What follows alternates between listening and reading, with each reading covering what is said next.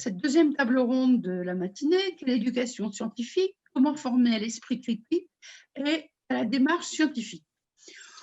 Juste pour introduire, je partirai d'un constat malheureusement largement partagé, à savoir que depuis quelques années, les fake news, les théories complotistes fleurissent à peu près dans tous les domaines, avec une vitesse incroyable, parce qu'effectivement, les réseaux sociaux accélèrent cette circulation de fake news et de théories.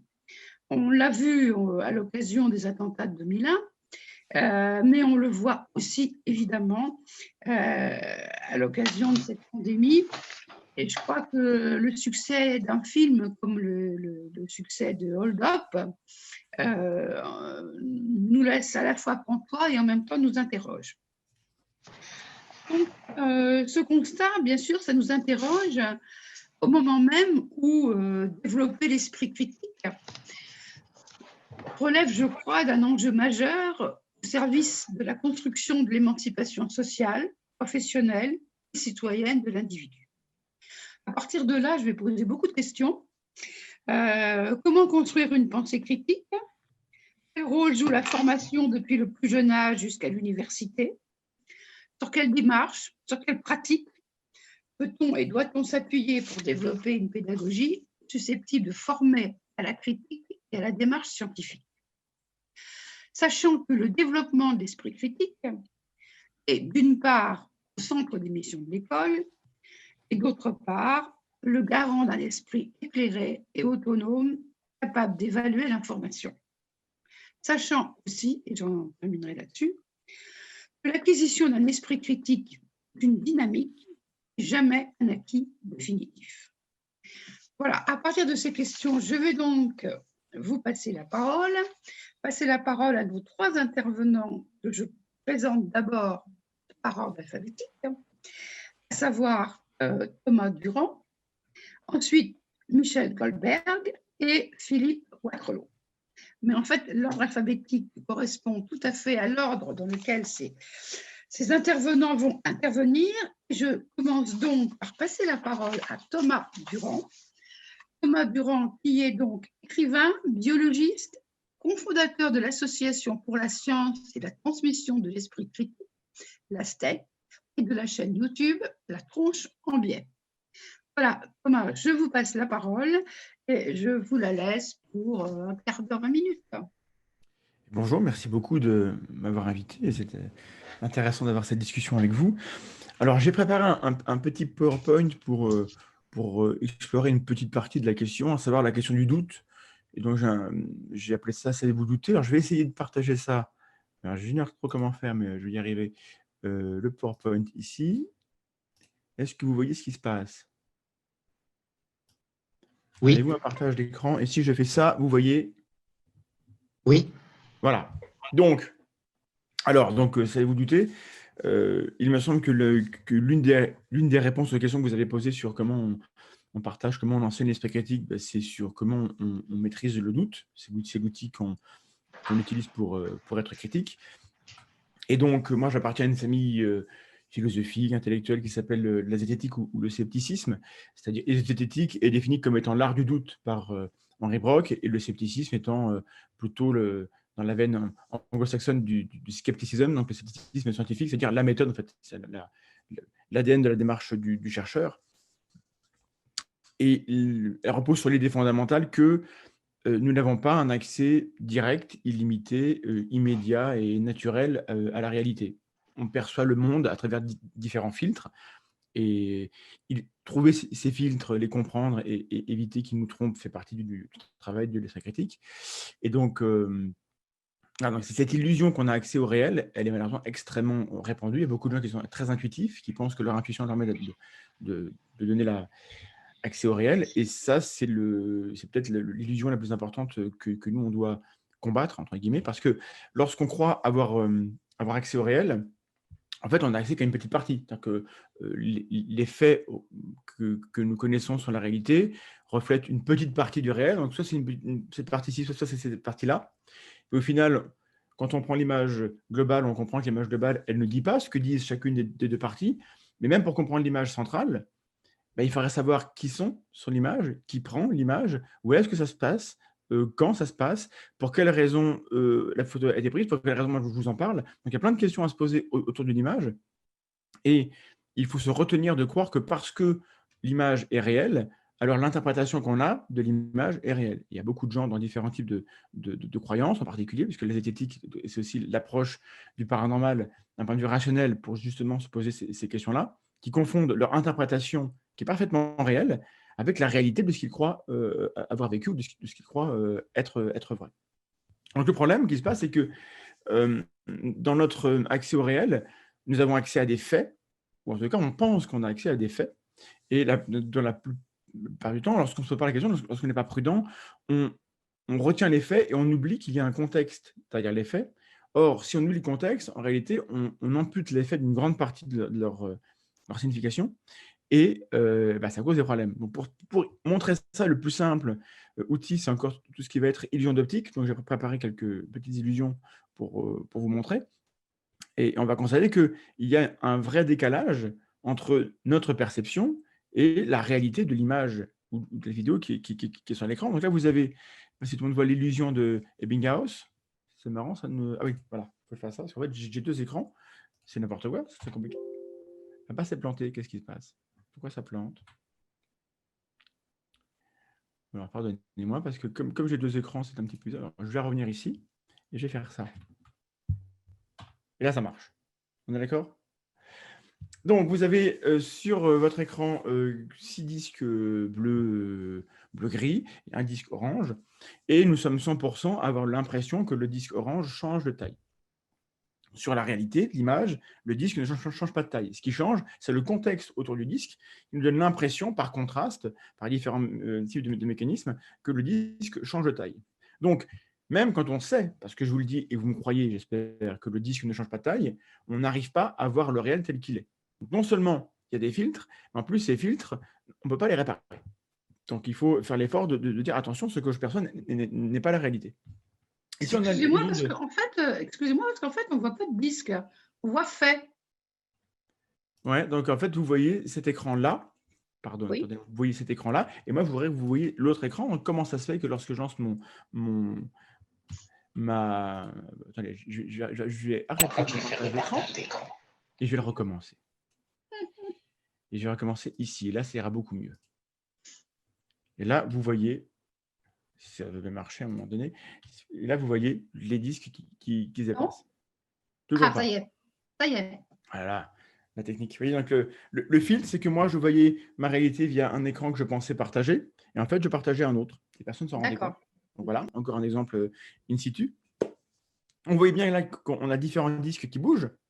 Alors, ils se déplacent, mais le disque orange ne change pas de taille. Et pourtant, les personnes qui seraient capables de voir avec leur sens que le disque ne change pas de taille doivent être extrêmement peu nombreux. Hein. Pour tout le monde, ça change. Ici, on a des segments. Donc, on a ABC. Et si on demande à des gens de répondre à la question quel est le segment le plus grand, est-ce que c'est AB, est-ce que c'est BC, est-ce que les deux font la même taille? La majorité des gens vont répondre que BC est plus grand. Une minorité diront que les deux font la même taille. Et en réalité, AB est un peu plus grand que BC, un tiers plus grand. Mais quand on revient, le fait brut, qui est quelle longueur font les segments, est masqué, modifié ou transformé par le contexte, qui sont les chevrons qu'on a mis de chaque côté de ces segments.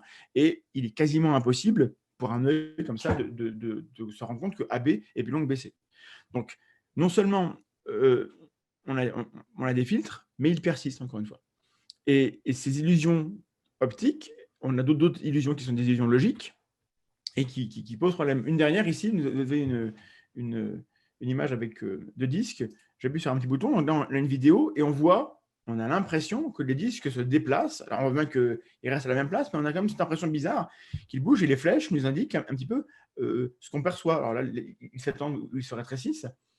Et c'est très bizarre. Et si je vous remontrais cette vidéo en retirant les flèches, en fait, ça sera pareil parce que ce qui crée l'illusion, ce n'est pas la flèche, c'est la petite bande colorée ici dehors et à l'intérieur dans les disques, qui sont de couleur bleue et jaune comme le reste du disque, mais qui sont décalés.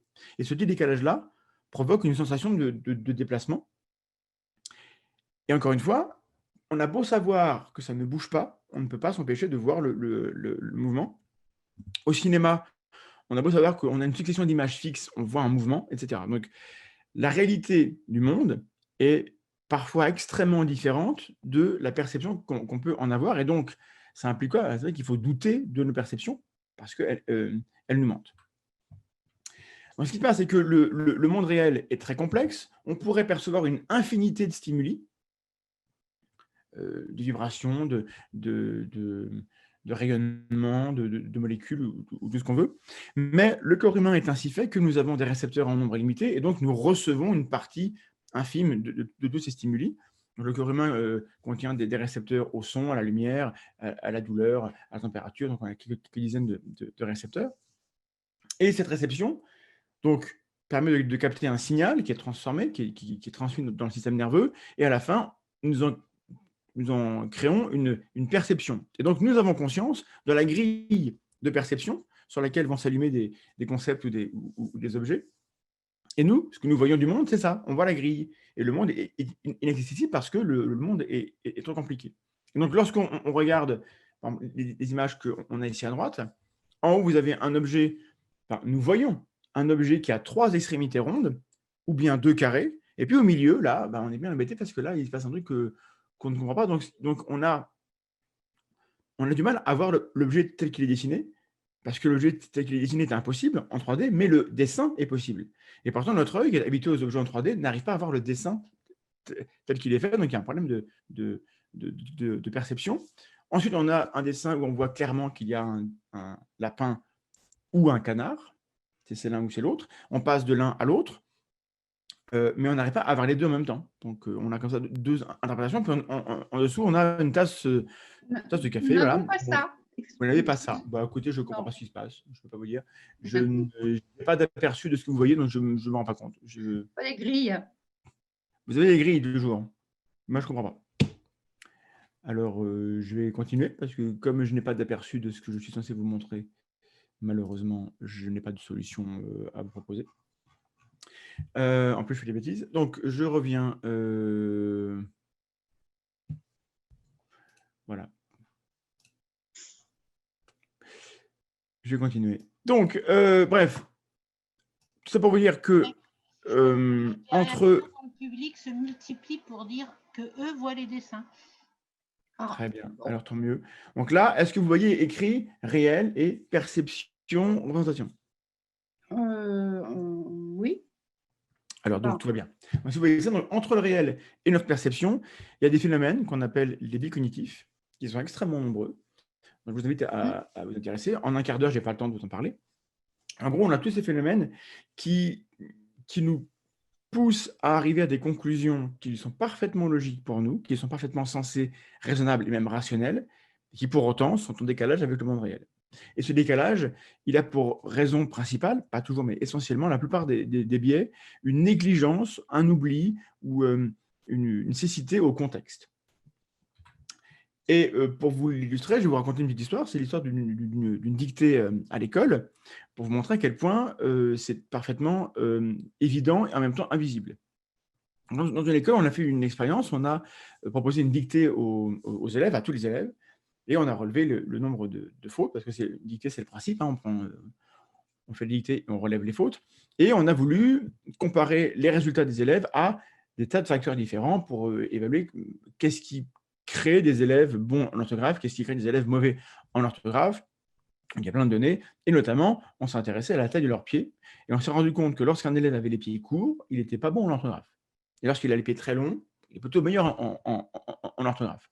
Et donc, on s'est dit, bah voilà, on a trouvé une preuve. Alors bon, par quel mécanisme les grands pieds causent les bons résultats en orthographe, c'est pas clair, mais en tout cas, on a des résultats qui sont parfaitement vrais, des données parfaitement justes, et qui nous donnent à comprendre une réalité un peu bizarre, mais voilà, c'est comme ça. Donc, les élèves aux grands pieds sont meilleurs en orthographe. Et donc, il faut trouver des théories maintenant pour expliquer pourquoi les grands pieds rendent bons en orthographe. Bon, bah, ça, c'est le fait pur, brut, j'ai envie de vous dire. Mais le contexte, c'est quoi? C'est que dans cette école, les élèves qui ont des petits pieds, c'est les 6e. Et ceux qui ont les grands pieds, c'est les 3e. Donc, la différence, c'est l'âge. Les élèves qui sont plus âgés ont des pieds plus grands. Ils sont meilleurs en orthographe parce qu'ils ont appris plus de mots que les petits. Et donc, la variable de confusion, la vraie variable qui explique pourquoi les gens sont bons en orthographe, c'est l'âge, mais elle est aussi responsable de la taille des pieds. Donc, la causalité réelle, c'est que quand on est plus âgé, on est meilleur en orthographe parce qu'on est dans une grande classe. Mais si on ne se pose pas cette question, on s'arrête aux données de base. Et pour peu que l'histoire des pieds et de l'orthographe soit compréhensible, parce que là, c'est un peu tiré par les cheveux, mais on pourrait imaginer des liens qui seraient beaucoup plus satisfaisants pour avoir une histoire. On dit, ah tiens, ça fait sens, et donc du coup, on a l'explication. Et parce qu'on ne s'est pas posé la question, est-ce qu'il n'y aurait pas une autre variable derrière qui pourrait mieux expliquer la réalité, alors on s'arrête là. Et dans la vie de tous les jours, lorsqu'on a une belle histoire qui nous plaît bien, on s'arrête là parce que on n'est pas encouragé, on n'a pas le temps, on n'a pas l'énergie, on n'a pas les ressources pour aller fouiller derrière la belle histoire. Alors vraiment, cette expérience, elle est imaginaire, mais les données qu'on aurait eues sont exactement celles que je vous ai dit. Et donc, ce qui se passe, c'est que lorsqu'on regarde les faits, on a le sentiment d'avoir accès aux faits, et en réalité, on nuit le contexte, parce que lorsqu'on est face à un fait, on oublie certaines questions. Un fait brut et pur, une information que l'on reçoit, elle a une source. Si on ne sait pas quelle est cette source, il nous manque une partie du réel. Qui nous donne cette information? Quand il nous donne cette information? Pourquoi on a cette information? Quelle est mon humeur? Selon si je suis bien réveillé, fatigué, en colère, joyeux, je ne vais pas avoir le même rapport à cette information. Il y aura des affects avec cette information. Peut-être que j'ai des préjugés au préalable par rapport à cette information. Est-ce que j'ai des connaissances? Est-ce que j'ai des ignorances? Est-ce que j'ignore que j'ai des ignorances par rapport à la question où on a ce fait? Est-ce que j'ai des croyances? Est-ce que j'ai intérêt à croire ou à ne pas croire ce qu'on me dit? Derrière le fait brut auquel on croit avoir accès, il y a en fait toute une collection comme ça d'éléments contextuels, de questions qu'on ne se pose pas parce qu'on n'y pense pas, parce qu'on n'est pas entraîné pour y penser, qui, si on se les posait, transformeraient le fait. Peut-être que l'information, on verrait qu'elle est fausse, qu'elle est partielle, qu'elle est amputée, qu'elle est trompeuse. Et comme la question ne se pose pas, on ne se rend pas compte que le fait auquel on a accès n'est pas vraiment un fait, parce que le fait brut, ça n'existe pas. Et donc là, j'ai mis quelques exemples de biais. Je vais juste vous les lire parce que je n'ai pas le temps de vous les développer, mais ça vous donne un peu une idée des types de biais qu'on peut rencontrer dans ces cas-là. On a les biais de confirmation, on va toujours confirmer ce qu'on croit. Biais du survivant, on oublie qu'on ne sait pas tout. L'effet de Dunning-Kruger qui a reçu un regain d'intérêt cette année, parce qu'en gros, c'est le même phénomène que l'ultra-crépédarianisme dont on parle cette année, c'est-à-dire les gens qui doctement parlent de choses sur lesquelles ils ne connaissent rien. Donc, on a plein d'experts comme ça dans les médias qui sont frappés par ça. On a la fixité fonctionnelle, c'est très dur d'imaginer que les objets pourraient avoir une fonction différente de celle qu'on leur attribue.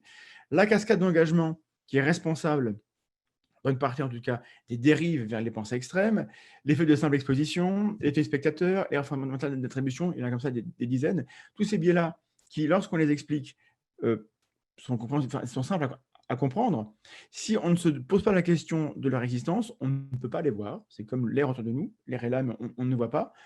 Et donc, on va arriver à des conclusions parfaitement logiques, raisonnables, mais en réalité totalement biaisées, comme vous savez, la phrase « quand l'eau comme un bâton, ma raison le redresse », ben là, c'est impossible, puisqu'on ne voit pas que le bâton est courbé par l'eau.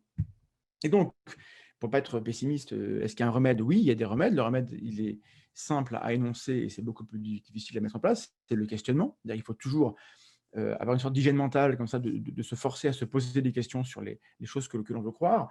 Et en gros, c'est simple à dire, mais sur quoi repose ma conviction que X est vrai? Si X est vrai, très bien, mais il y a des raisons. C'est rare qu'on croie sans raison. Est-ce que les raisons pour lesquelles je crois X sont des bonnes raisons? Est-ce que les preuves que je crois avoir pour X, est-ce que d'autres preuves existent du même niveau qui pourraient me montrer que Y est vrai alors que Y et Y ne sont pas compatibles? Si on ne se pose pas cette question-là, on ne va pas se rendre compte. Est-ce que j'ai écouté les arguments contraires? Quand on regarde comment les gens se renseignent, eh ben, on va plutôt aller consulter les sources dont on sait par avance qu'elles me donnent raison, plutôt que les autres, parce que ce n'est pas très, très confortable. Qu'est-ce qui pourrait me faire changer d'avis? Si je ne me pose jamais cette question, je m'empêche de me rendre compte si peut-être je crois quelque chose pour des raisons un peu douteuses et que je refuse de changer d'avis. Et enfin, est-ce que je peux suspendre mon jugement? On adore arriver à des conclusions, on aime bien voir des liens de causalité, et on n'a pas forcément suffisamment appris que ce plaisir-là était un peu coupable et qu'on pouvait très bien ne pas avoir de jugement. Ne pas avoir d'avis sur une question, ce n'est pas être faible, c'est se donner du champ, de la liberté pour pouvoir faire évoluer son opinion. Et donc, on a un rapport aux informations qui est semblable à notre rapport à la nourriture, en quelque sorte. C'est-à-dire qu'il y a des informations, un peu comme les choux de Bruxelles, moi, j'aime pas trop ça, voilà. Je n'en raffole pas, je ne vais pas aller courir après, donc je ne vais pas vraiment être demandeur de cette information. Puis à côté, il y a des infos, comme le gâteau au chocolat, voilà, là, c'est super, ça me plaît beaucoup, donc je vais aller en consommer plein. Et lorsque je dois traiter ces informations avec les questionnements, là encore, il y a une sorte de biais qui se produit, c'est que pour certaines que je n'aime pas, je vais me demander la question, est-ce que vraiment, oui, j'ai d'y croire, parce que je n'ai pas envie. Et les autres que j'aime bien, je vais me demander, est-ce que j'ai le droit d'y croire? Parce que là, j'aurais vraiment envie de le faire. Et donc, on est très, très motivé à croire ou à ne pas croire. Donc, il y a des affects. Et donc, on raisonne également avec nos affects. Et donc, nous, rationalistes, on a tendance à être un peu froid et voilà, dans la méthode, dans la manière dont on parle des choses. Mais nous, comme les autres, on a des affects et on raisonne aussi avec nos émotions. Et donc, avoir conscience qu'on traite les informations de manière un petit peu émotionnelle, ça peut nous aider à nous en rendre compte, donc à mettre des contre-mesures. C'est très compliqué, mais le plan est là, et si on y arrive, eh ben, c'est très bien. Donc, moi, je veux finir sur une note positive, c'est-à-dire que le cerveau humain est très, très bien fait, il y a plein de petits défauts qui peuvent être très graves, mais c'est des petits défauts en réalité. Et on a tous les outils, et en plus, on a quand même des disciplines, et maintenant de la pédagogie, c'est pas mon domaine, mais mes estimés confrères ce soir pourront en parler plus que moi. Voilà, je vais être optimiste. C'est pas parce que là, en ce moment, on est noyé sous beaucoup d'infos bizarres et que la pandémie a été un contexte particulier pour le succès de ces théories qu'on n'a pas de raison de penser que ça pourrait aller mieux, en fait. Et donc, il suffit d'apprendre à douter un peu mieux et à distinguer, je finis là-dessus, le doute et le soupçon, c'est fondamental. Parce que douter, lorsqu'on est sceptique, c'est se poser la question de quelles sont les raisons pour lesquelles ce qu'on me dit serait vrai ou serait faux. Et soupçonner, c'est être dans une recherche des intentions, des motivations des personnes. C'est se dire, mais pourquoi on veut que je croie ça? C'est quel est l'intérêt des gens à me donner cette information-là? Et la grande différence fondamentale, c'est que l'art du doute, donc c'est la zététique, c'est le scepticisme, et la mécanique du soupçon, c'est le conspirationnisme. C'est, pour moi, à ce niveau-là que se fait la divergence entre les logiques qui par ailleurs sont assez proches. C'est une curiosité, c'est un rejet d'une forme d'autorité, mais ça ne repose pas sur le même concept. D'un côté, on a le doute, qui pour moi est toujours sain, et en face, on a le soupçon qui n'est pas toujours sain. Il peut l'être justifié, mais pas toujours. Et donc, distinguer doute et soupçon est vraiment fondamental pour pouvoir douter correctement. Voilà. Alors, je n'ai pas de retour de son de personne, mais parce que les micros sont coupés. Pardon? Voilà, il me semble que Philippe disait quelque chose, mais je n'ai pas entendu parce que le micro était coupé. On va de toute façon, on va dire, après les 3 interventions, il y aura un débat. Et si vous souhaitez rebondir les uns sur les autres, au contraire, ça donne un côté un peu interactif à ces webinaires qui ont un petit côté un peu statique. Voilà, en tout cas, je vous remercie beaucoup pour cette invite doute. Et puis aussi à distinguer effectivement doute et soupçon et prendre en compte un certain nombre de biais cognitifs qui faussent souvent notre perception, comme vous l'avez souligné. Je passe maintenant donc la parole à Michel Goldberg. Michel Goldberg, vous êtes donc maître de conférence en biochimie à l'Université de La Rochelle et vos recherches portent sur l'étude des débats, des controverses. Et je vous laisse donc vous exprimer sur ces questions de l'éducation aux controverses. Voilà, merci. Vous ouvrez votre micro? Tac, tac. Bonjour. J'espère que vous m'entendez bien maintenant. Très bien. Voilà. Donc, je vous remercie beaucoup pour votre invitation. La branche que j'enseigne principalement, c'est la biochimie et plus particulièrement le métabolisme et l'enzymologie. Et par ailleurs, comme vous l'avez dit, ma recherche porte sur l'analyse de controverses scientifiques, par exemple des controverses telles que celles qui portent sur la disparition des abeilles ou la mise en culture des organismes génétiquement modifiés ou la mise en place d'un logo pour évaluer la qualité des aliments tels que le Nutri-Score. Alors, la première chose que je voulais dire, c'est que l'éducation à la pensée critique, ça peut se faire tous les jours de sa vie, dans tous les cours. Il n'y a pas besoin d'avoir un cours dédié à cela, même si je donne des cours qui sont dédiés à cela. Mais dans un cours d'enzymologie, il est tout à fait possible d'évoquer à de nombreux moments le courage ou l'audace ou la volonté de savoir qu'ont eu différents scientifiques. Par exemple, un des pères fondateurs de l'enzymologie s'appelait Émile Duclos, c'était le successeur de Pasteur à la direction de l'Institut Pasteur. Eh bien, Émile Duclos, il était enzymologiste, mais c'est lui qui a pu montrer que le bordereau de l'affaire Dreyfus avait été très mal expertisé et qu'il n'y avait en fait aucune preuve que c'était Dreyfus qui l'avait écrit. Mais il fallait un courage incroyable à l'époque pour oser être le premier à prendre position par rapport à ce bordereau.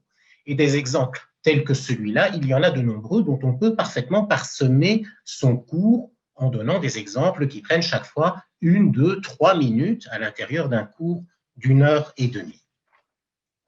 Ce dont je voudrais principalement vous parler aujourd'hui, c'est l'expérience que l'on m'a demandé de relater et à la suite des attentats de Paris en 2015, lorsqu'il est apparu que de nombreux jeunes acceptaient et adhéraient à des théories conspirationnistes. Et à l'époque, la démarche principale consistait, et c'est heureux, à montrer toutes les faiblesses de la pensée et des raisonnements conspirationnistes. Mais ce faisant, quelque chose me gênait, parce que, bien entendu, nous devons, et c'est une des missions, à mon avis, en particulier à l'université, d'éduquer face au conspirationnisme, mais il y avait un problème qui me gênait, qui était le suivant. Lorsqu'on s'adresse à un public qui adopte des théories conspirationnistes, comme lorsqu'on s'adresse à tout public avec lequel on a de fortes divergences, il est toujours intéressant de repérer s'il existe un point commun dans la pensée de mes étudiants qui seraient conspirationnistes et dans la mienne. Partir d'un point commun, partir de quelque chose qui pourrait peut-être être respectable malgré les dérives conspirationnistes qu'il importe de combattre sans faiblesse. Et selon moi, une de ces idées est la suivante. Les étudiants, lorsqu'ils développent des idées complotistes ou conspirationnistes, partent de l'idée qu'il existe sur la planète Terre des complots, qu'il existe sur la planète Terre des gens malveillants, qu'il existe effectivement des informations qui nous sont cachées. Et moi, je n'ai pas de problème avec cela. Je dis oui, il y a des gens qui se comportent mal, il y a des entreprises qui mentent, il y a des politiciens qui nous mènent en bateau. Et si mes étudiants qui développent des idées conspirationnistes veulent véritablement rechercher ces mauvais comportements, les identifier et véritablement les combattre, eh bien, je suis à leur côté. Dès lors, il me paraissait intéressant, dans un premier temps, de prendre en compte un véritable complot qui a eu lieu.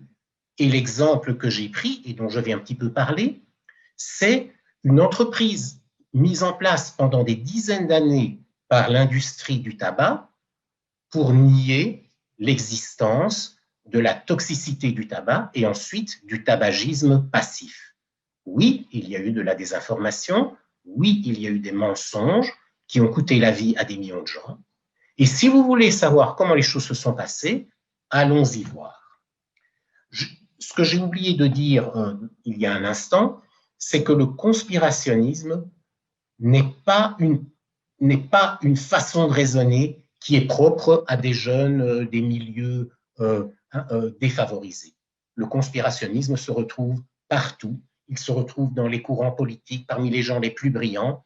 Et je n'ai pas envie de citer ici des gens parce que ce n'est pas le lieu, mais je peux montrer par de nombreux exemples que des politiciens reconnus ont adhéré à des théories conspirationnistes. C'est donc un combat qui ne se réduit pas uniquement à des jeunes assez peu futés.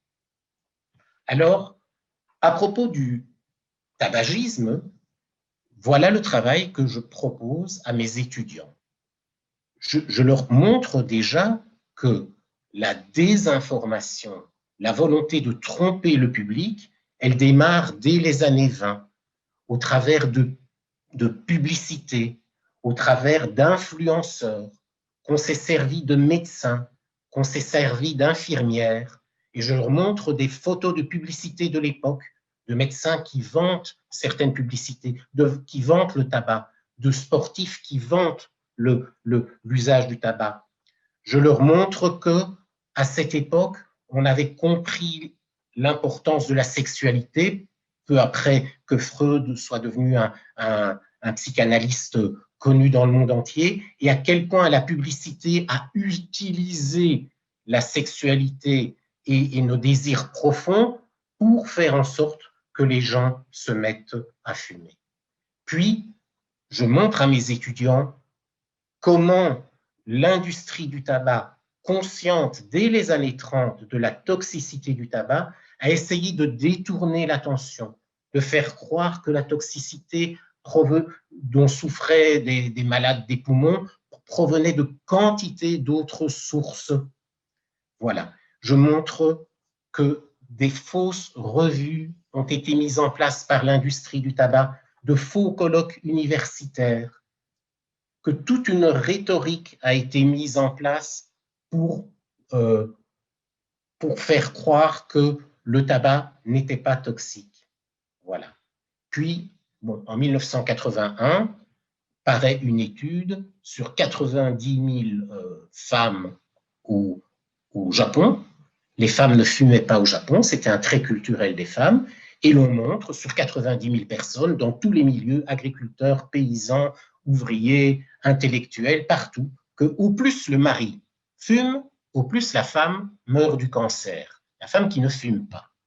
Et suite à cette recherche et à quelques autres qui montrent que là, de façon absolument indiscutable, la dangerosité du tabagisme passif, on montre les techniques pour dénigrer les adversaires, pour dénigrer les scientifiques courageux, pour dénigrer les épidémiologistes qui ont repéré la toxicité du tabagisme passif.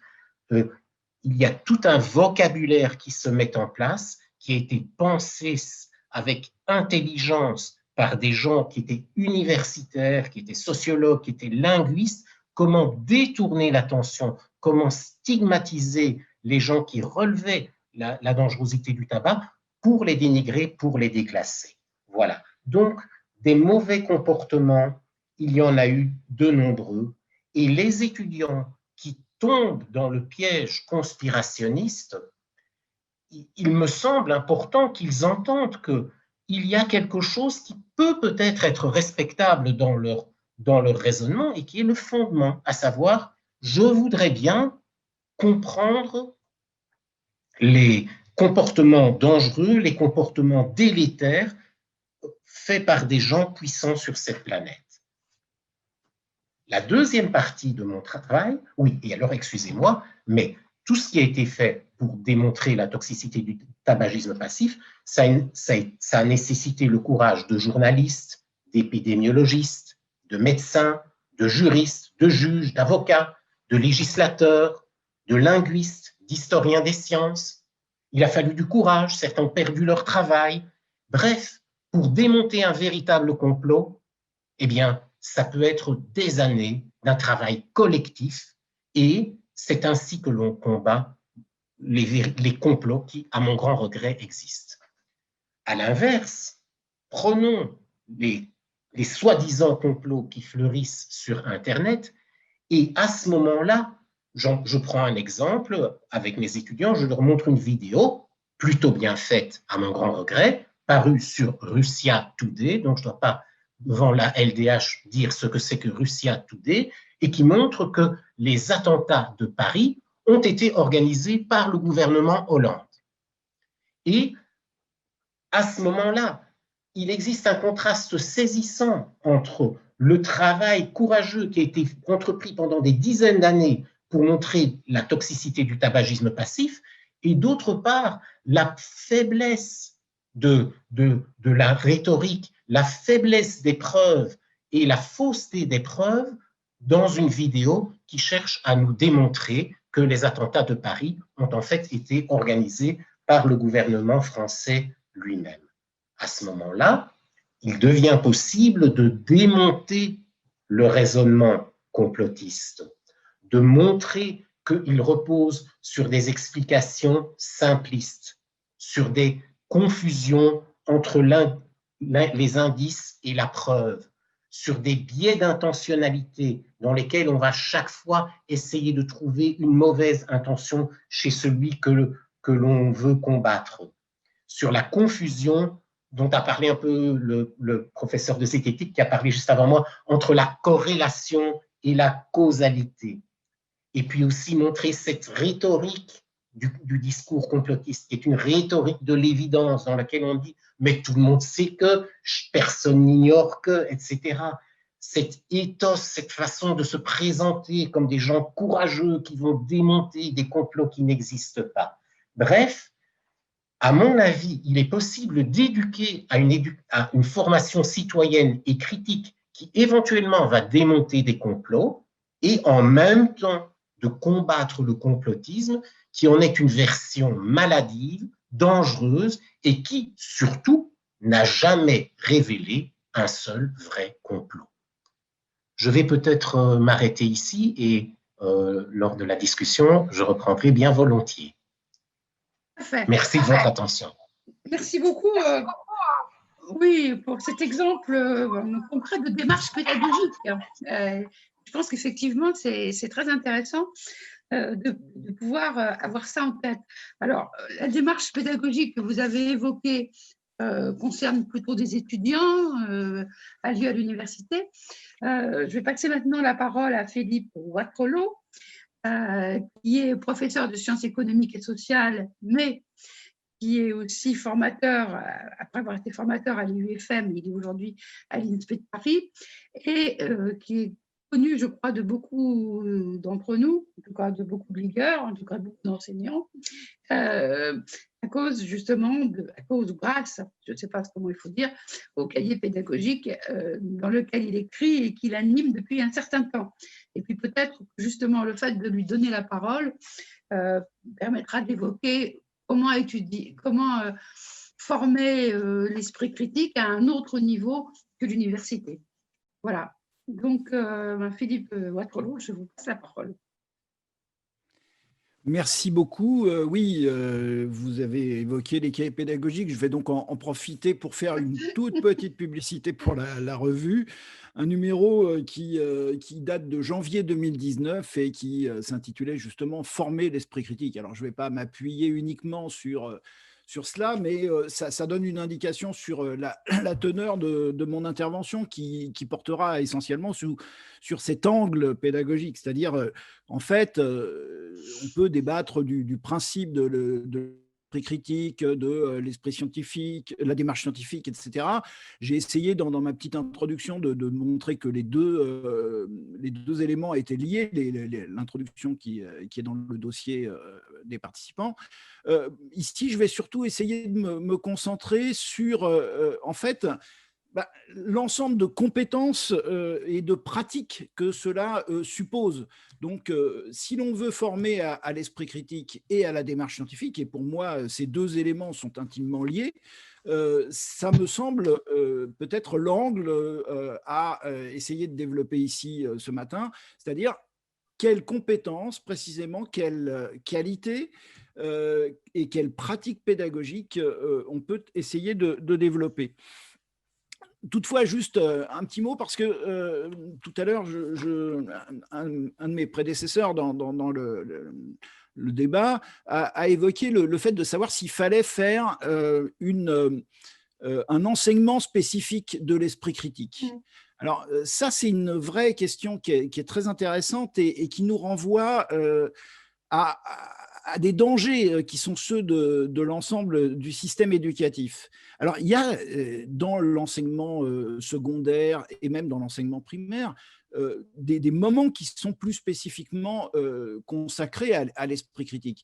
Je pense en particulier à l'EMC, l'enseignement moral et civique, dont on sait l'importance et malheureusement le drame autour de la mort de Samuel Paty l'a très bien montré, puisque c'était à l'occasion d'un cours comme celui-ci que cela s'est produit. Et puis, il y a aussi l'EMI, l'éducation aux médias et à l'information, qui est souvent assurée par les professeurs documentalistes en collège et en lycée. Donc, il y a des enseignements spécifiques. Et je crois que c'est important, en effet, qu'il y ait des moments qui soient consacrés à cela. Mais en même temps, il y a un vrai danger. Et c'est pour ça que je voulais un petit peu insister sur cet aspect. Le danger, c'est celui qui est très, très fréquent, malheureusement, c'est celui des éducations A. Vous savez, éducation A, l'environnement, éducation A, la santé, éducation A, la prévention routière, etc. Enfin bref, il y en a plein. Et là, en l'occurrence, le danger est souvent constaté, c'est celui de la sous-traitance. C'est-à-dire, on va considérer que l'esprit critique, voilà, il y a un cours pour ça. Ce n'est pas la peine, finalement, de se poser des questions pour son propre enseignement. Or, il me semble, et je crois que ça correspond aussi à ce qui a été dit par les deux intervenants précédents, il me semble au contraire que cela doit traverser tous les enseignements. Ça doit être véritablement quelque chose qui s'appuie sur des compétences qu'il importe de développer dans tous les enseignements. Moi, je suis professeur de sciences économiques et sociales et évidemment, à mon modeste niveau, dans mon enseignement, j'essaye de développer l'esprit critique chez mes élèves. Donc voilà, il me semble important d'insister sur cette nécessité d'avoir quelque chose qui irrigue l'ensemble des enseignements et qui ne soit pas uniquement dans des cases. On aime bien les cases dans l'éducation nationale, des cases dédiées à cela. Alors, je le disais, mon approche, elle est surtout pédagogique et donc, en fait, il me semble intéressant peut-être d'essayer de voir quelles sont les compétences qu'on peut développer. Alors, j'ai essayé d'en lister quelques-unes. Elles sont évidemment liées les unes aux autres et je pense que, bien sûr, tout cela se développe en même temps. Et puis, évidemment, cette liste n'est pas non plus exhaustive. Alors, essayons de lister quelques compétences. Alors, dans le jargon, on parle de compétences psychosociales pour un certain nombre d'entre elles, de soft skills, comme on dit en anglais. Mais tout simplement, c'est finalement des attitudes, des postures, des compétences qu'on a déjà entendues dans l'intervention de Thomas Durand tout à l'heure.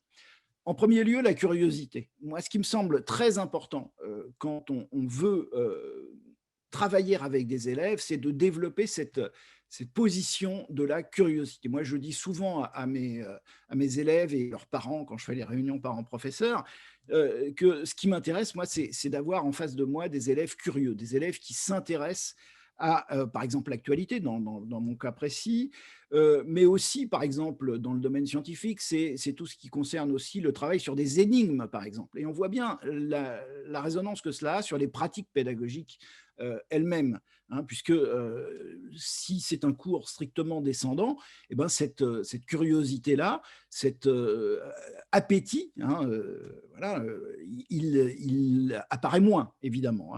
Et donc, toute cette dimension, les enquêtes, les énigmes, etc., ça se favorise bien mieux aussi avec l'interdisciplinarité, parce que bien souvent, la curiosité, elle sort des cases que sont les disciplines. Et ça me semble très important aussi de privilégier cela si on veut développer l'esprit critique. Que nous apprend une discipline pour mieux comprendre aussi ce que l'on voit dans une autre.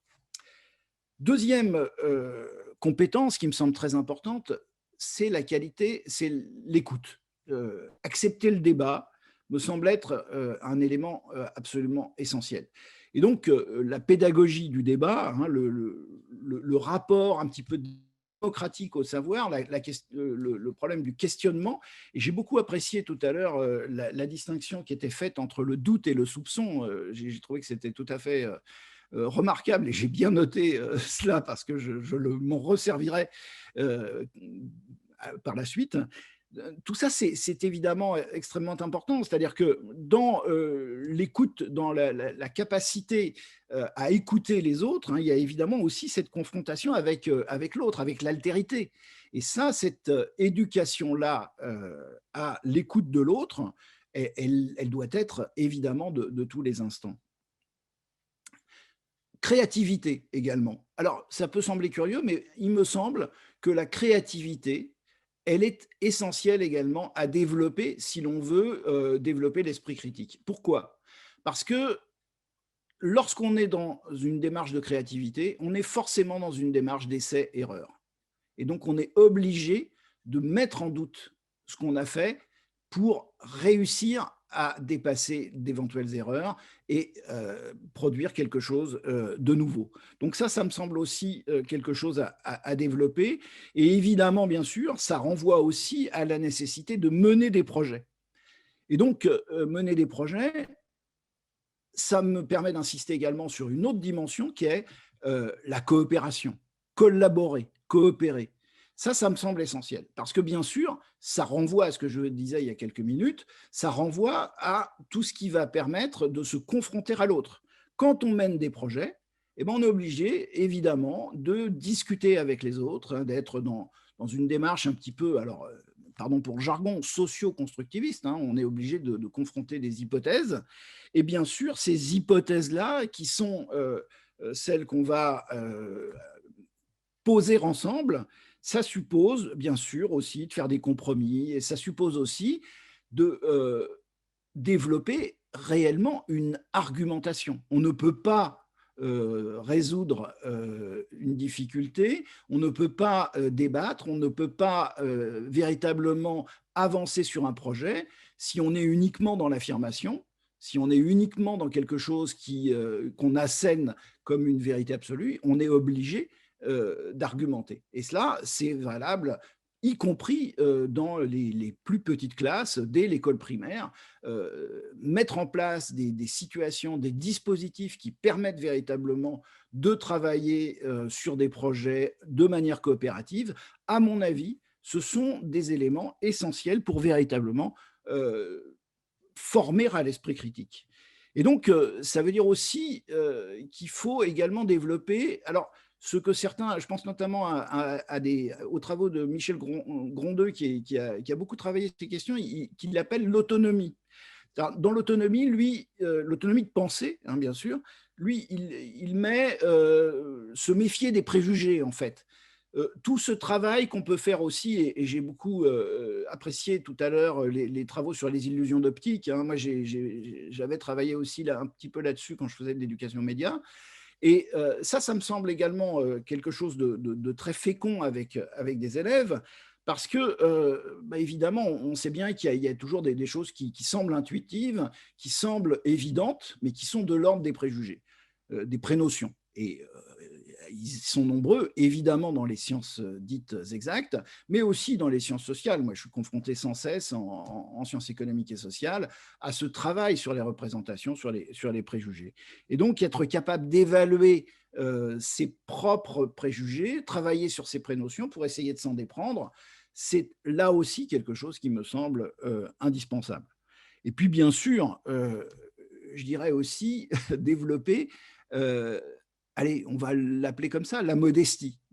Alors, ça peut sembler curieux comme compétence scolaire, mais je pense que la modestie, c'est accepter de s'être trompé. C'est tout simplement le fait que l'esprit critique, il doit s'adresser d'abord à soi-même, plus qu'à l'autre, à des théories qui nous viennent de l'extérieur. Mais c'est d'abord se questionner soi-même, accepter de ne pas savoir. Et ça, c'est un travail de longue haleine qui est très difficile à mener et en particulier, je pense à des exemples très précis que je n'ai pas le temps de développer ici, mais quand on est confronté à des adolescents qui sont à un âge où on essaye de s'affirmer, de donner un petit peu de certitude à tout ce qu'on peut vivre, voilà, c'est vraiment quelque chose qui est extrêmement difficile.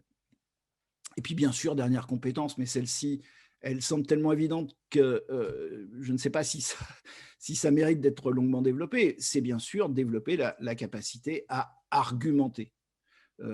Et ça, ce travail-là, c'est bien sûr le travail de tous les instants dans toutes les disciplines.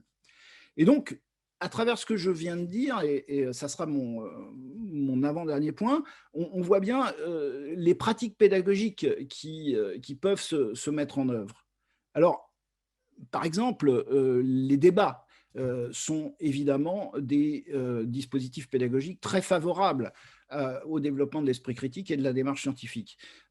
Michel Goldberg, tout à l'heure, a évoqué les controverses. Ces controverses sont souvent utilisées dans l'enseignement secondaire, hein, et en particulier dans le domaine scientifique. Et ça veut dire aussi que ce qui est intéressant, ce n'est pas forcément les débats où les élèves expriment leurs opinions, mais par exemple des débats où on va être dans un jeu de rôle.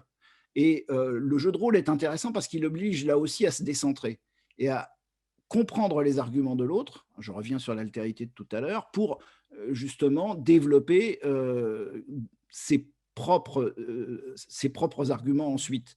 Mais donc, il y a cet aspect-là qui est, à mon sens, très intéressant.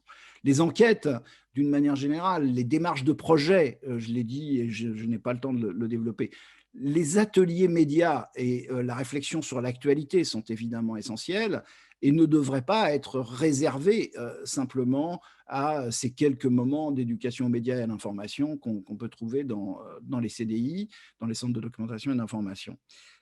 Le travail sur la rhétorique, on a parlé de zététique tout à l'heure, et sur les biais de confirmation, sur les différents biais, est à mon sens là aussi très, très porteur, très intéressant.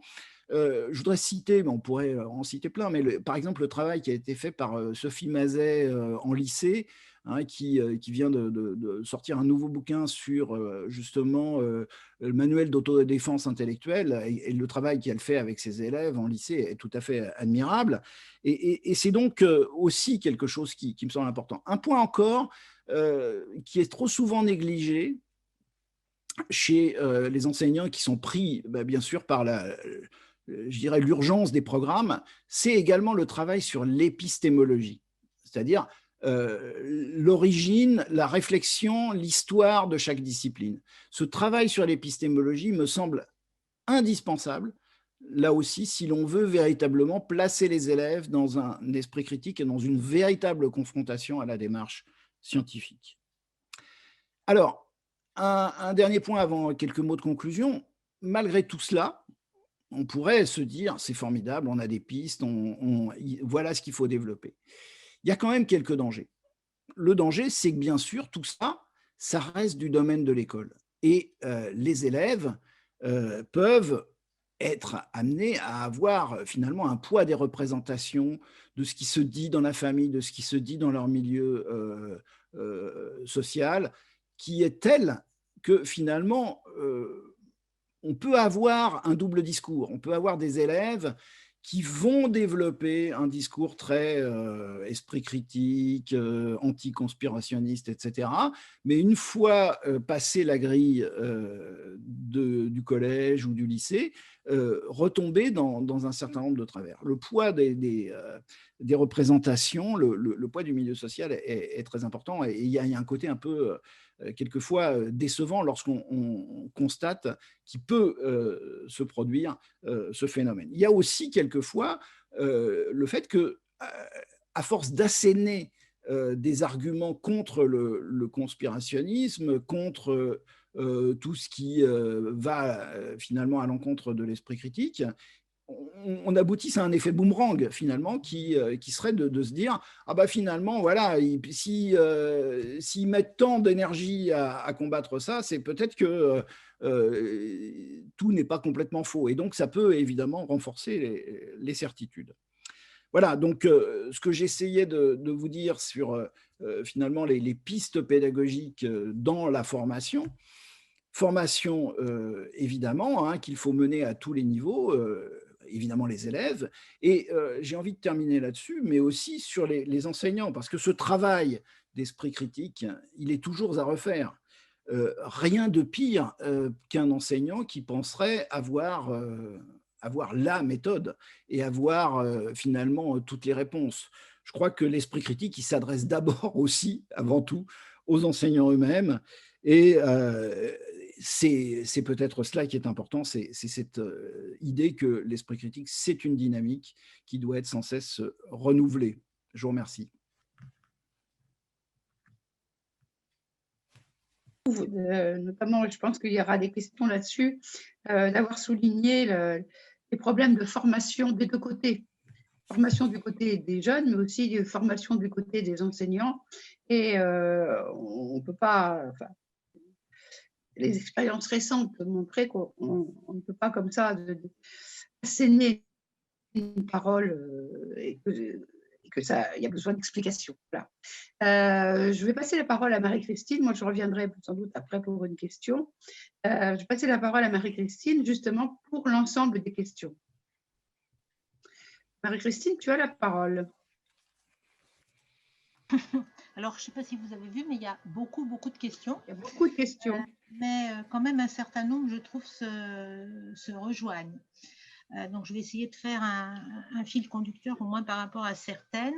Il y a beaucoup de questions sur comment apprend-on, développons l'esprit critique. Alors, vous en avez parlé les uns et les autres, et vous avez en partie répondu à certaines questions, mais je pense qu'il faut redévelopper un certain nombre de choses pour répondre aux questions qui s'affichent. Par rapport à M. Goldberg, notamment, un de nos auditeurs trouve que votre démarche est très magistrale, excusez-moi du propos, et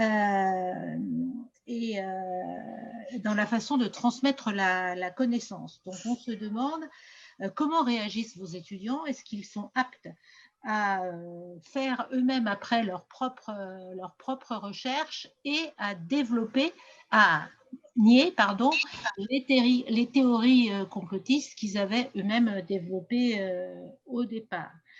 Il y a d'autres questions qui peuvent être inverses dans leur façon d'être posées, mais je vais essayer de les développer. Je trouve que cette question qui est posée sur les étudiants rejoint la question sur est-ce la même chose, apprend-on, fait-on apprendre l'esprit critique de la même façon à tous les âges? Vous y avez en partie répondu, mais je pense qu'il serait important que vous puissiez y revenir.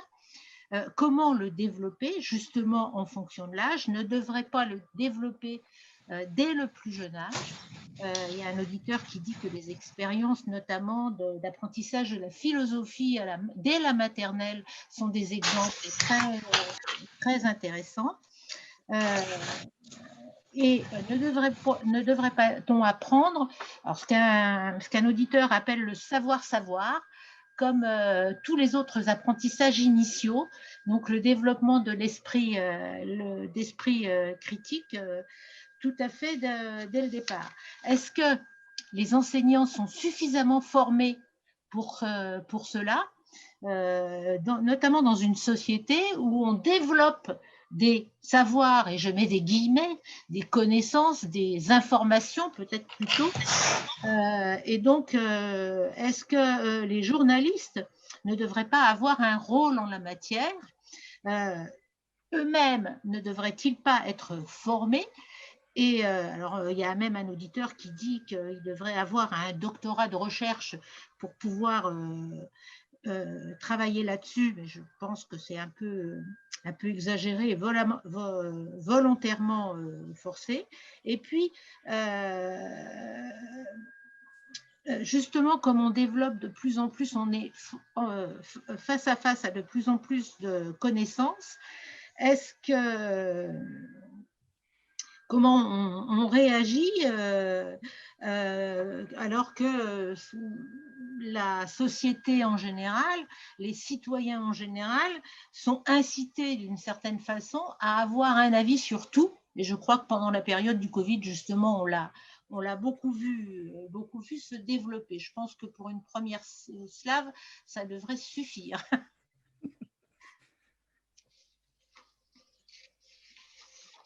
Michel Goldberg, peut-être Oui, vous avez été d'accord. directement interpellé.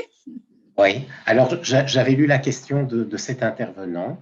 C'est vrai que pour l'exemple que j'ai choisi, il s'agissait d'un cours qui était plutôt de type magistral. Il a parfaitement raison de le relever.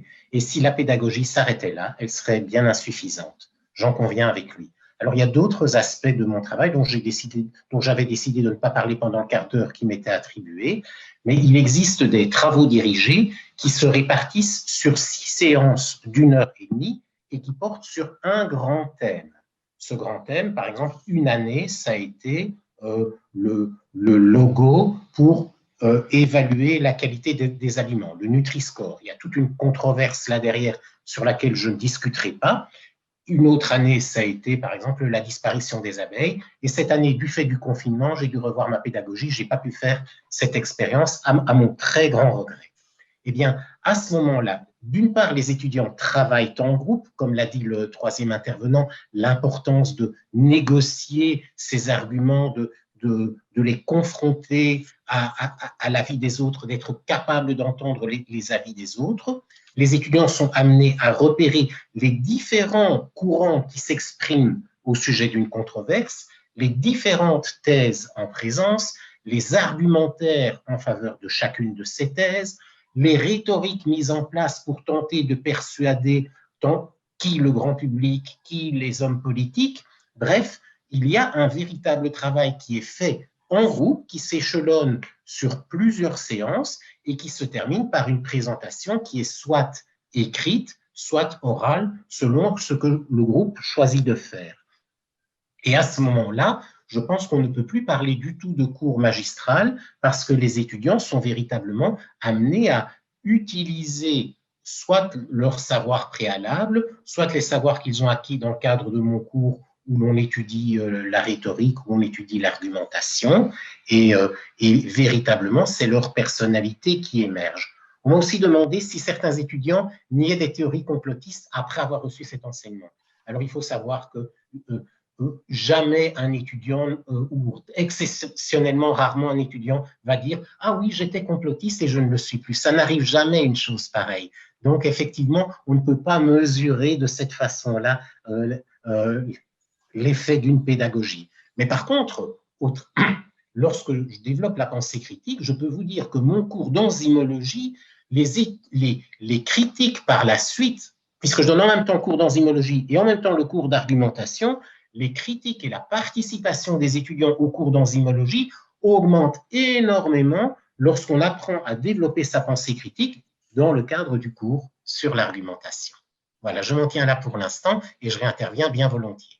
Merci beaucoup. Je voulais juste vous poser une question. Dans votre intervention, oui, vous avez parlé de conspirationnisme et jamais de complotisme.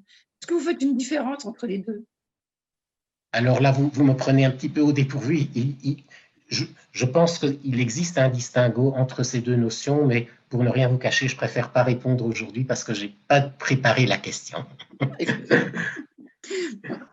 Est-ce que parmi nos deux autres intervenants, l'un d'eux veut prendre la parole? Oui, Philippe?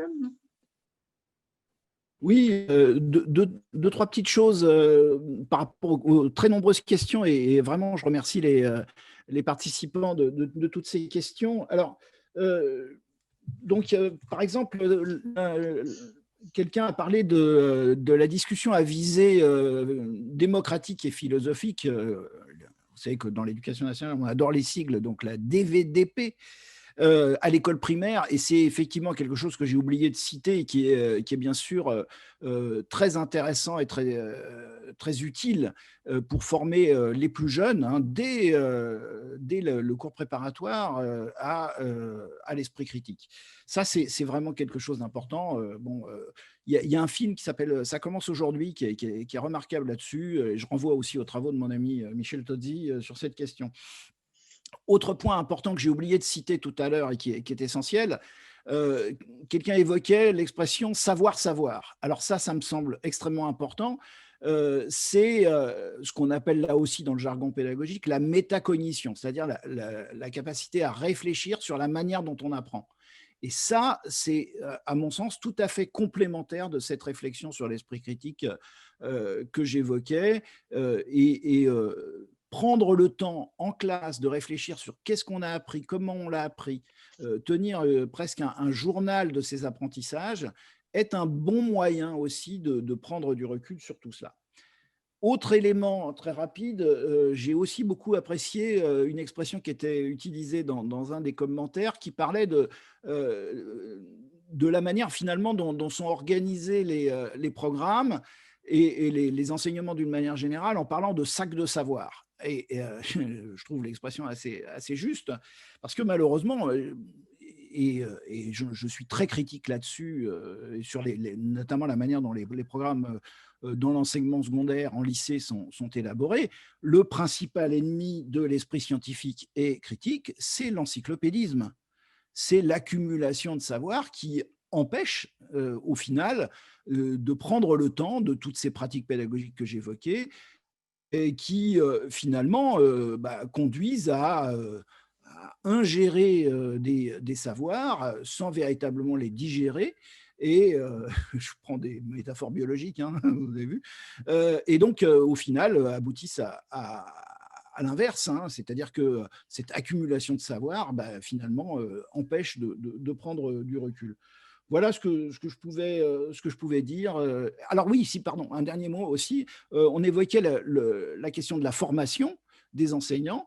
Et malheureusement, ça me renvoie à ce que je viens de dire à l'instant sur l'encyclopédisme. La formation des enseignants, elle est très, allez, on va utiliser un mot comme ça, polluée justement par cet encyclopédisme, hein. La préparation au CAPES, elle est centrée essentiellement sur le fait d'accumuler toutes ces connaissances. Et la réflexion sur les méthodes, la réflexion sur l'esprit critique, elle est réduite à pas grand-chose bien souvent, même si je loue les efforts de tous mes collègues formateurs dans les inspects, évidemment. Je vais dire un mot de mon côté. Par rapport aux questions sur comment on enseigne l'esprit critique, il faut bien comprendre que personne n'a la réponse encore, hein. Des gens cherchent sur qu'est-ce qui marche pas, comment on peut aider les gens à sortir de leur schéma un peu comme ça fermé. Nous, on a la chance sur Internet d'avoir pas mal de commentaires. Donc, moi, j'ai des gens qui m'écrivent, qui me disent « J'étais conspirationniste, je ne le suis plus ». Alors, ça n'arrive pas à l'école, mais ça arrive chez nous. Alors, quelle proportion ça représente, on n'a pas d'idée, mais ça fait quelques dizaines de gens quand même tous les ans qui nous écrivent pour dire ça. Une des clés, je pense, pour… donc, à l'école, c'est de la formation. Et à la STEC, notre asso, on fait des formations pour les enseignants voilà, sur 2 jours, sur les notions des cognitifs, argumentation, piège du langage, préjugés, caverne de Platon, etc. Et globalement, tout ça, ça revient beaucoup à des concepts ou bien de sciences cognitives ou bien de philosophie.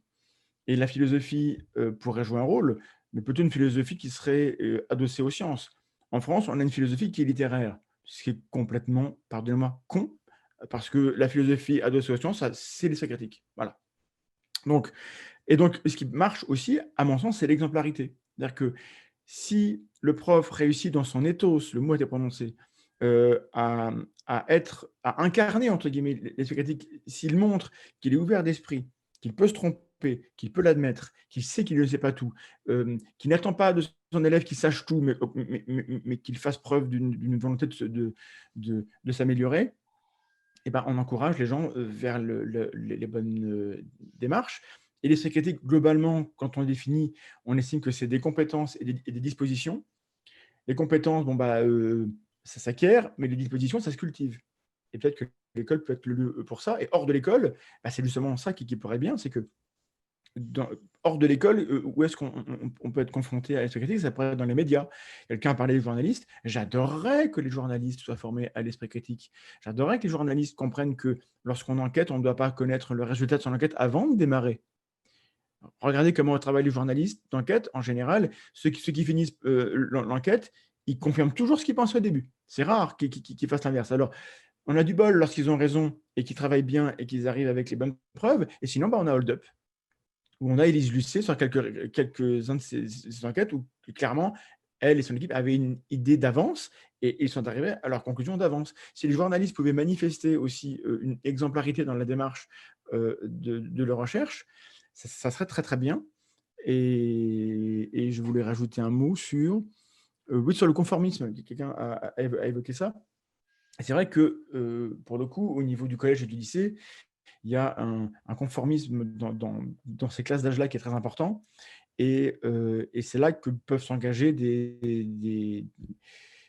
comment dirais-je, enfin, des cascades d'engagement. C'est à cet âge-là que peut-être le jeune va vouloir adhérer à une croyance, pas parce qu'il y croit, mais parce qu'il pense que c'est ce qu'il faut faire pour être accepté dans son groupe. Et si le prof dit non, le prof c'est un ringard, donc par réactance, on va vouloir encore plus y croire. Donc là, j'ignore comment on gère ça, c'est un problème d'enseignant. C'est très compliqué d'être enseignant. Je l'étais un tout petit peu au collège et je suis parti parce que je n'étais pas très bon. Donc j'ai un respect immense pour les profs parce qu'il y a aussi voilà, cette compétence à ne pas créer de la réactance tout le temps qu'on devrait un petit peu mettre en avant et les remercier quand ils savent faire ça. Oui, moi je voudrais justement rebondir là-dessus. D'abord pour signaler que nous avions aussi invité à cette table ronde des petits débrouillards, justement pour évoquer les questions on va dire, au plus jeune âge et qui n'ont pas pu venir. Mais par rapport à le développement de l'esprit critique chez les ados, on va dire, j'ai bien entendu ce que disait Philippe Watrelot sur la nécessité d'accepter le débat, finalement, d'accepter la confrontation. Et je pense que cette capacité, c'est aussi reconnaître le droit à l'expression des jeunes d'une manière générale. Et je vous signale que nous avons écrit une lettre au président de la République et à différents ministres d'ailleurs, que nous avons mis en copie, et qui est sur notre site, justement sur cette question-là, à propos des jeunes d'Albertville qui ont été donc mis retenus au commissariat de police pendant 9 heures, ils avaient 10 ans, à propos de la façon dont la secrétaire d'État s'est comportée quand elle a rencontré les jeunes des centres sociaux. Et je pense que là, il y a vraiment besoin de rappeler que la parole des jeunes doit être entendue, acceptée, contrecarrée éventuellement, si besoin est. Et qu'en tout cas, par rapport à ce qui s'est passé à Albertville, moi je trouve que extrêmement grave que la communauté éducative, d'une manière générale, accepte d'être court-circuitée, parce que c'est vraiment comme ça que les choses se sont passées. La communauté éducative accepte d'être court-circuitée, notamment par le parquet. Et je crois que là, si on veut vraiment développer l'esprit critique, il n'est pas question de laisser passer des dérives. Toute dérive doit avoir une réponse, éventuellement une sanction, mais il me semble que passer directement au parquet, comme ça a été le cas, ça me semble aujourd'hui être extrêmement grave. Voilà, je tenais à le dire et je tenais aussi à évoquer la réaction de la Ligue sur cette question-là. Est-ce que parmi les... Oui, Philippe, allez-y. Je voudrais vraiment rebondir là-dessus et confirmer ce que vous dites. Ça me semble extrêmement important de prendre toujours le temps d'écouter, même si cette parole est dérangeante. J'ai écrit il y a plusieurs années un texte qui s'intitule « L'un des pires cours de ma vie », où j'évoquais le fait que dans un cours de seconde qui était tout à fait banal sur l'évolution de la famille, à un moment, j'ai été confronté à un déluge d'homophobie parce qu'on évoquait au détour d'une phrase les familles homosexuelles. Et j'ai été confronté, c'est ce que je raconte dans cet article, à un choix qui doit être fait en quelques secondes. C'est ça le problème des profs, hein, c'est qu'on est obligé de faire des choix en quelques secondes qui étaient soit on dit aux élèves, vous n'avez pas le droit de dire ça, c'est interdit, c'est puni par la loi, point, et on arrête tout, soit on se fait mal, on écoute ce qu'ils disent, et puis on essaye ensuite de le déconstruire. Vous comprenez à ma réponse que j'ai choisi la deuxième solution. Elle est inconfortable, elle est difficile, on est sur le fil, mais c'est à mon sens la seule qui permette véritablement quand même d'avancer et de justement faire évoluer un tant soit peu la pensée des jeunes qu'on a en face de soi. Et c'est certainement pas en interdisant de dire des choses qu'on y parvient. Merci. D'autres réactions? Je repasse la parole à Marie-Christine. Je crois que de nouvelles questions sont arrivées. Oui, ça continue de filer. Je me demande comment je vais faire pour tout regrouper ça, mais je vais poser une question directement à M. Thomas Durand parce qu'on m'a rappelé à l'ordre, parce que je n'avais pas posé la question alors que c'était une des premières. Il semble que pour certains auditeurs, vous soyez passé un peu vite de l'illusion d'optique à l'interprétation des faits sociaux et à leur traitement médiatique. Et d'autres, toujours pour vous, M. Durand, se demandent si le biais de perception ne devrait pas être complété par un biais d'assertion et un biais d'analogie, voire de métaphore. Vous avez répondu les uns et les autres, je reviens à ma première vague de questions sur la question des enseignants et des journalistes. Il y a une question qui dit, est-ce qu'on ne devrait pas aussi apprendre l'esprit critique aux policiers? Je pense que cette question est un peu liée à l'actualité, mais ça leur ferait peut-être du bien, effectivement, dans le contexte actuel. Beaucoup de questions portent sur la question du contexte, parce qu'effectivement, vous avez peu parlé de cette question. Alors, il y a des choses un peu différentes, mais je vais les ramener toutes ensemble. Le contexte familial, le contexte sociologique, je dirais, les amis. Il peut y avoir aussi des milieux très fermés.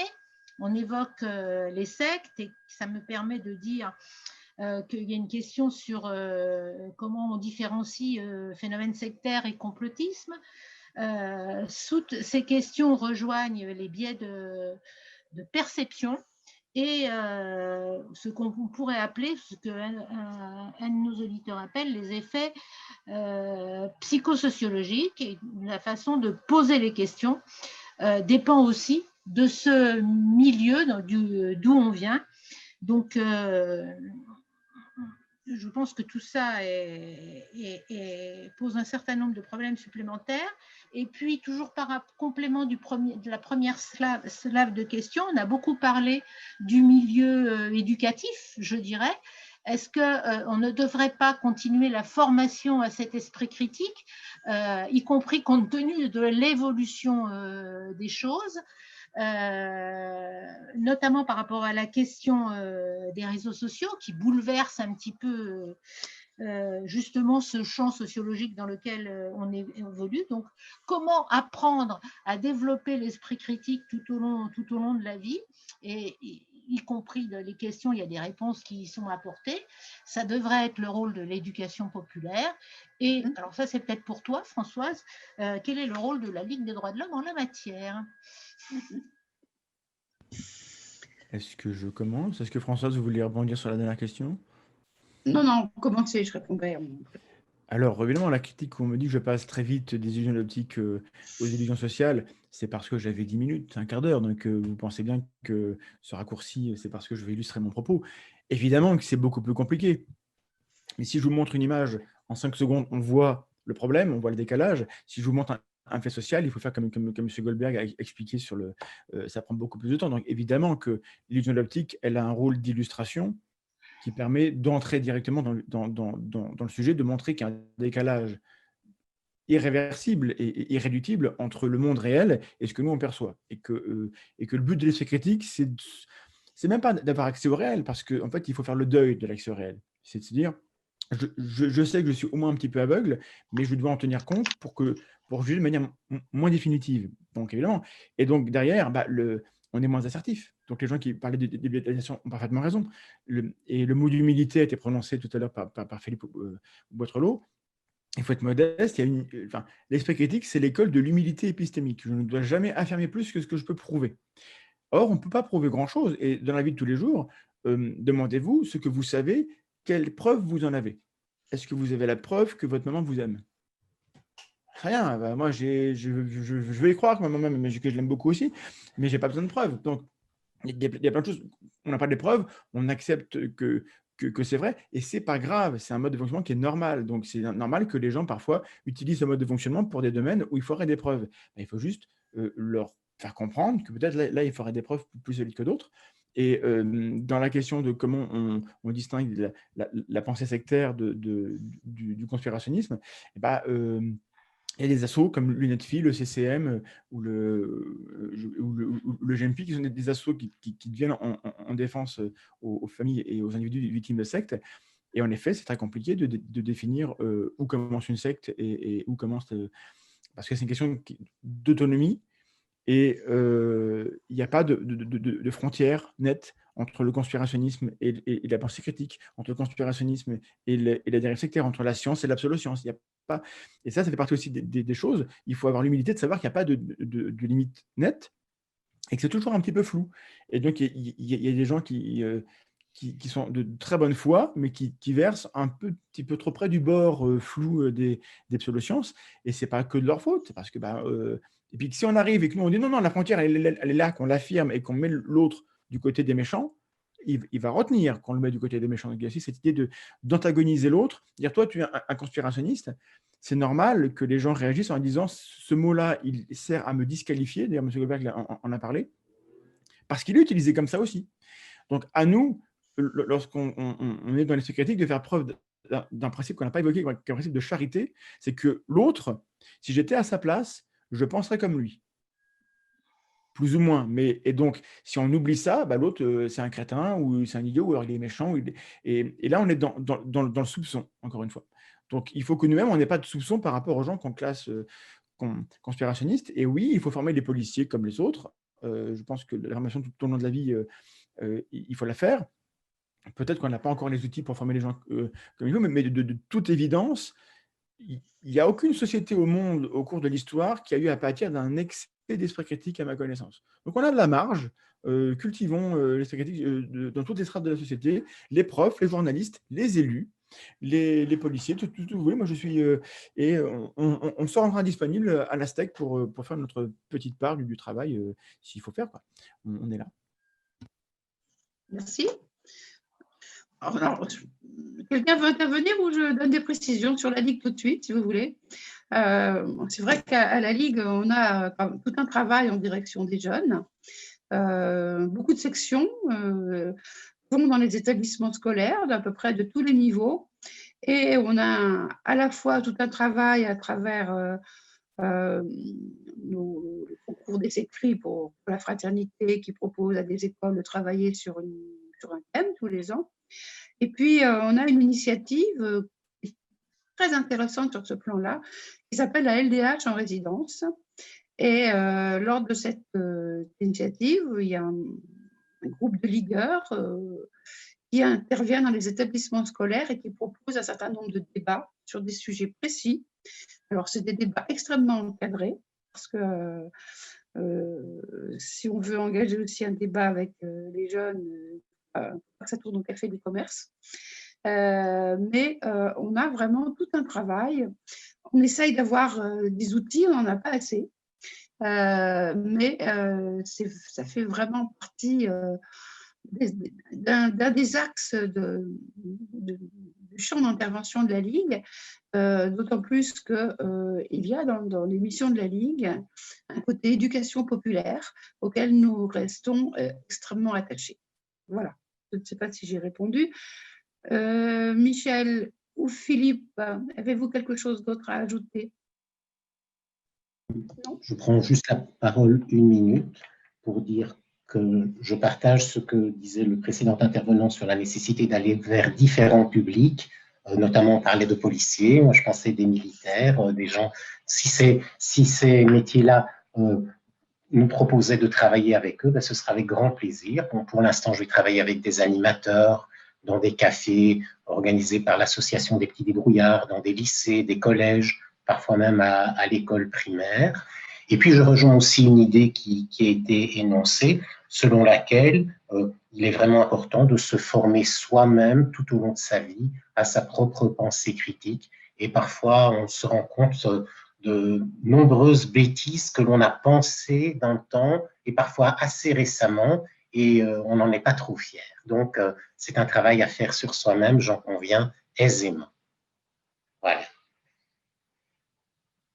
pour ça que dans mon introduction, j'avais conclu sur le fait que l'acquisition de l'esprit critique n'est jamais un acquis définitif. Je crois que c'est toujours à remettre sur le tapis. Je ne sais plus quelle est l'expression. Je suis un peu fatiguée là.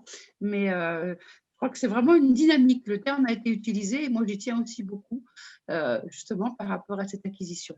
J'ai vu Malik apparaître. Malik, tu souhaites intervenir? Non? Non, pas encore. J'apparais juste avant la conclusion. Gérard m'a rappelé que l'expression correcte était de remettre sur le métier. Voilà. Plus de questions? Est-ce que Marie-Christine, on peut considérer qu'on s'arrête là pour les questions? S'il y a encore le temps, je peux en donner encore quelques-unes. On a encore un petit peu de temps, on a 5 minutes. Alors d'abord, je vais faire une page de pub de la part de nos auditeurs qui cite un film réalisé par des classes de seconde qui s'appelle « La véritable identité des chats pour déconstruire le complotisme ». Donc je vois que M. Durand hoche la tête.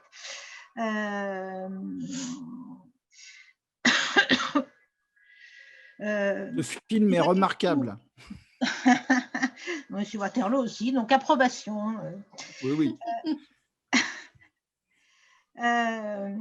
À propos de la philosophie, il y a plusieurs questions.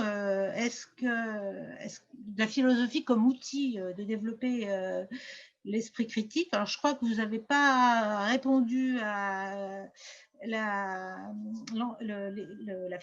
excusez-moi, je bafouille, sur la philosophie enseignée dès la maternelle, alors que j'avais vu Monsieur Waterloo hocher et de la tête.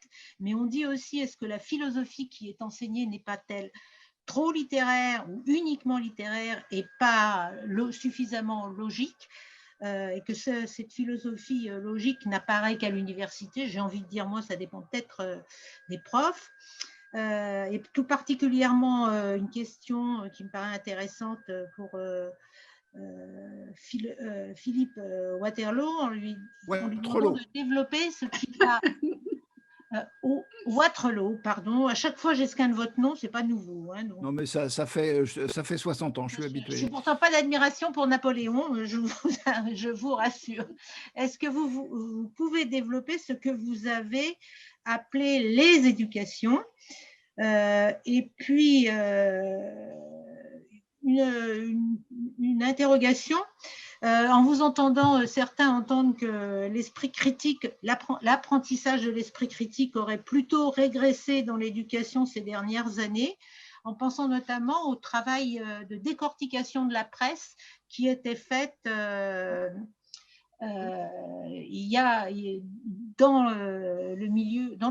niveau secondaire notamment, je pense, il y a quelques années ou même quelques dizaines d'années. Puis enfin, une réflexion pour dire que l'esprit critique apparaît souvent comme le seul outil des intellectuels. Est-ce que ça ne devrait pas être aussi développé comme outil des artistes? Je crois qu'ils ne s'en privent pas d'ailleurs, mais aussi de ceux qu'on appelle les manuels, les artisans et autres citoyens. Et autres professions du même genre. Enfin, et j'arrêterai par là et je m'excuse pour les autres si je n'ai pas repris suffisamment leurs questions. Je crois que c'est Monsieur Durand, je crois, qui semble avoir remis le principe de précaution par rapport à la question de la 5G. Donc, est-ce que vous pourriez développer sur ce point? Bien, merci Marie-Christine. Merci Marie-Christine. Je vais passer la parole à qui la veut quelques minutes parce qu'on arrive à 12h30, mais voilà. Philippe, allez-y. Sur la 5G, je crois pas en avoir parlé, mais c'est juste par rapport à l'idée de preuve. Le principe de précaution, il est là justement quand il n'y a pas de preuve. Quand il n'y a pas de preuve, on peut se poser les questions et c'est un choix démocratique, essentiellement démocratique, et on décide, on fait ou on ne fait pas. Et moi, j'ai un avis personnel du citoyen, je n'ai pas à poser un avis sur on retire ou on ne retire pas. En revanche, parfois, le principe de précaution, on va l'utiliser pour faire croire qu'il y a un danger avéré quand juste il n'y a pas de preuve. Et il faut faire la distinction. Ouais, mais je ne peux pas plus que ça. Et après, c'est vrai qu'en termes de... Est-ce que c'est un outil d'intello? De par le fait, les réseaux dans lesquels ça circule, c'est plus des réseaux d'intello que de manuels de par le fait. mais ça ne veut pas dire que l'esprit critique, il n'est pas distribué parmi les manuels. Et quand on regarde un peu le niveau de croyance des gens par rapport à différentes théories un peu farfelues, les métiers intellectuels comme les profs et les métiers paramédicaux sont les métiers dans lesquels on a le plus de croyances fausses, avérées fausses, sur des choses un peu bizarres. Et en fait, plus on est exposé à des choses, plus on a de chances, de risques d'y croire. C'est ça le fait. Donc, plus on est curieux, plus on va croiser de théories. Et si vous ne connaissez pas les chemtrails, les traînées chimiques dans le ciel, si vous ne savez pas quelle théorie fumeuse existe, vous ne pouvez pas y croire. Donc, je ne vais pas développer, parce que dès que je vous explique ce que c'est, il y a un risque que vous y croyez. Donc, je ne vais pas vous dire. Donc, voilà. Et les gens manuels ne sont pas plus stupides, pas plus. Et après, peut-être que c'est à nous d'apprendre aussi à avoir des moyens et des contextes dans lesquels on peut leur parler, parce qu'eux, comme les autres, ont besoin aussi de se mettre à l'épreuve et d'être dans une dynamique où on n'est jamais arrivé. Et peut-être que c'est aux gens comme nous ici de trouver comment on peut les intéresser, les motiver et leur faire comprendre que c'est aussi pour eux. Il n'est pas question qu'on confisque ces outils-là. Au contraire, il faut les partager.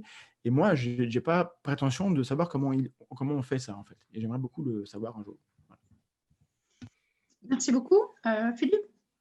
Très rapidement, oui, on a beaucoup parlé de la philosophie. Alors, la philosophie, c'était effectivement très important, mais je dirais qu'il ne faudrait pas tomber justement dans le travers que j'évoquais tout à l'heure, c'est-à-dire de déléguer à une discipline le soin de cultiver l'esprit critique. Je vais revenir sur ce que je disais au début, c'est finalement pas plus mal pour une conclusion, c'est-à-dire que ça doit être quelque chose qui irrigue toutes les disciplines. Et le danger à considérer qu'il y aurait une discipline qui sauverait toutes les autres me semble véritablement problématique. Voilà, ça c'est le point que je voulais peut-être réaffirmer avec force. Donc, ces éducations A, puisque j'ai utilisé cette expression, c'est l'ensemble, je le répète, des enseignements qui ne renvoient pas forcément à des disciplines proprement dites et qui sont dédiés à tel ou tel aspect, l'environnement, la santé, etc.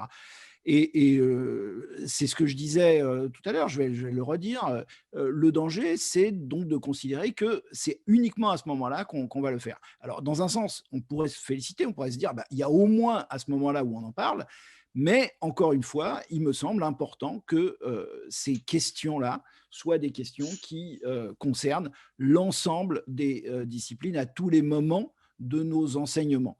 Et sur la presse, par exemple, puisqu'on a évoqué ça aussi, il y a toujours la semaine de la presse à l'école, il y a toujours ce travail-là, peut-être qu'il n'est pas assez développé ces derniers temps. Moi qui vous parle, il y a plusieurs années, j'étais l'adulte référent d'un journal lycéen dans mon précédent lycée, et je repense encore avec beaucoup d'émotion à tout ce qui se passait dans ce journal lycéen. Et je repense aussi avec difficulté à la manière dont les adultes, mes collègues, avaient du mal à quelquefois entendre la parole des jeunes exprimée à travers ce journal lycéen, alors que pourtant le droit d'expression fait bien partie des droits de tous, y compris des lycéens. C'est un droit de l'homme et donc aussi un droit de l'adolescent, avec ses excès et avec aussi ses richesses. Voilà.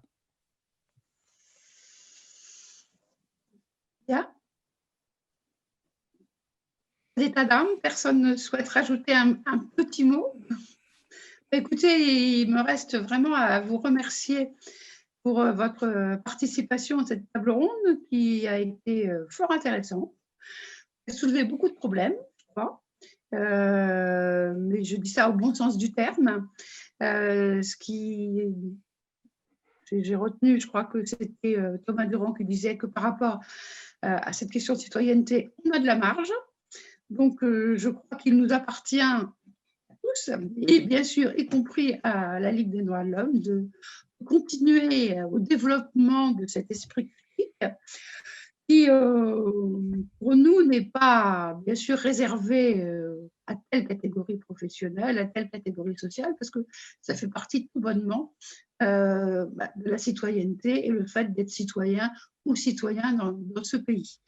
Alors, nous essayons d'y contribuer avec nos moyens qui sont parfois modestes, mais en tout cas, pour la Ligue, ça reste bien dans notre viseur. Bon appétit à tous et pour ceux qui seront là, j'espère beaucoup, cet après-midi. Merci.